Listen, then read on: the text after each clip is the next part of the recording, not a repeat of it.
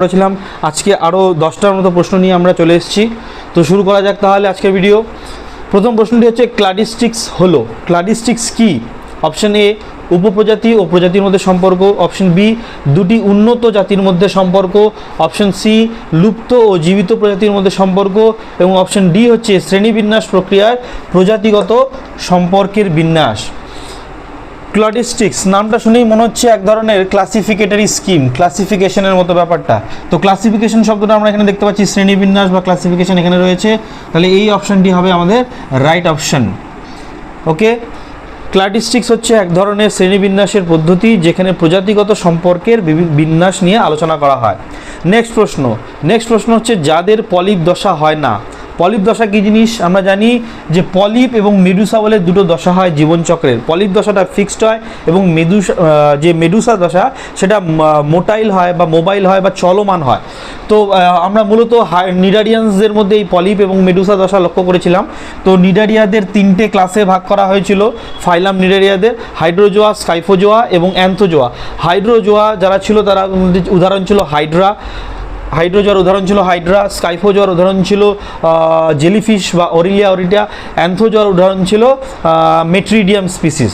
সিফারের মধ্যে পড়ছে না। তো বলছে যাদের পলিপ দশা হয় না, অর্থাৎ পলিপ দশা থাকে কার? হাইড্রোজোয়ার থাকে, অ্যান্থোজোয়া। কারণ হাইড্রারা ফিক্সড হয় অনেক সময়, অ্যান্থোজোয়া এরাও এদের পলিপ দশা দেখা যায়।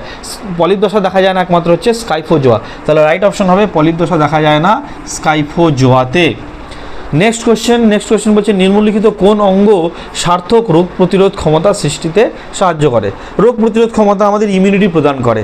সোজা কথা থাইরয়েড থেকে আমার হরমোনস তৈরি হয়, অ্যান্টিবডি তৈরি হয় না। থাইমাস যেটা এক ধরনের লসিকা গ্রন্থি আমাদের ঠিক গলার এই জায়গাটায় রয়েছে, হার্ট এবং আমাদের যে গলবিল বলছি, আমাদের যে ল্যারিংস তার মাঝামাঝি জায়গায় রয়েছে থাইমাস। অ্যাড্রিনাল গ্রন্থি বৃক্কের উপর থাকে, থাইরয়েডের পেছন দিকে থাকে।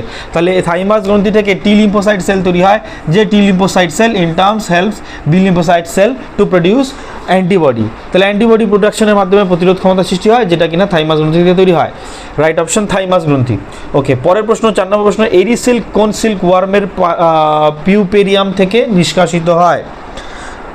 পিউপা যেটা সেটাকেই বলছে পিউপেরিয়াম। এরি সিল্ক মূলত 3 রকমের আমরা দেখতে পারবো, এরি সিল্ক, তসর সিল্ক এবং মুগা সিল্ক। এর মধ্যে সবচেয়ে লোয়েস্ট ক্যাটাগরি সিল্ক হচ্ছে তসর সিল্ক। এরি সিল্ক মোটামুটি ভালো এবং মুগা সিল্ককে কিং অফ সিল্ক বলা হয়। তো মুগা সিল্ক আমার তৈরি হয় অ্যান্থেরিয়া আসামা বা আসামেনসিস, এখান থেকে তৈরি হয় মুগা সিল্ক। আসামে যে